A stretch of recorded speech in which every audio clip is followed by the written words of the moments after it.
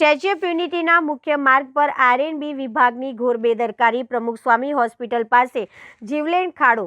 ડભોઈ વિભાગે આરએનબી પાણીના નિકાલ માટે વરસાદી કાસ. હમણાં સુધીને કોઈ પાણીમાં નિકાલ થયો નથી. સરકારના કરોડો રૂપિયા પાણીમાં. ડભોઈ વિશ્વની સૌથી ઊંચી પ્રતિમા સ્ટેચ્યુ ઓફ યુનિટી એકતાનગરને જોડતો મુખ્ય માર્ગ હાલમાં વહીવટી તંત્રની ઉદાસીનતાનો ભોગ બન્યો છે.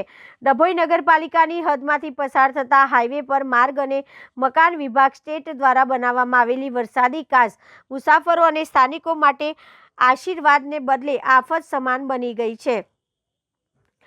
મુખ્ય સમસ્યાઓ અને તંત્રની બેદરકારી. શોભાના ગાંઠિયા જેવી કાસ. રોડના પાણી નિકાલ માટે બનાવેલી આ કાસ ટેકનિકલ ખામીઓના કારણે ચોમાસામાં નગરના પાણીના નિકાલમાં અવરોધ ઊભો કરે છે, જેના લીધે ડભોઈ શહેર જળબંબાકારની સ્થિતિ સર્જાઈ છે. મોટું ભંગાણ અને અકસ્માતનો ભય. હાલમાં ડભોઈની સિનોર ચોકડી પાસે આવેલી પ્રમુખ સ્વામી હોસ્પિટલની બિલકુલ બહાર આ કાસમાં મોટું ગાબડું ભંગાણ પડ્યું છે. હોસ્પિટલ હોવાથી અહીં દર્દીઓ અને વાહનોની સતત અવરજવર રહે છે, ત્યારે કોઈપણ ક્ષણે કોઈ મોટી અકસ્માત સર્જાય તેવી પૂરેપૂરી શક્યતા છે. સ્થાનિકોના આક્ષેપ છે કે તંત્ર દ્વારા કરવામાં આવેલી કામગીરી માત્ર કાગળ પર છે. યોગ્ય ઊંડાઈ અને ક્ષમતાના અભાવે આ કાસ પાણીનો નિકાલ કરવામાં સદંતર નિષ્ફળ રહી છે.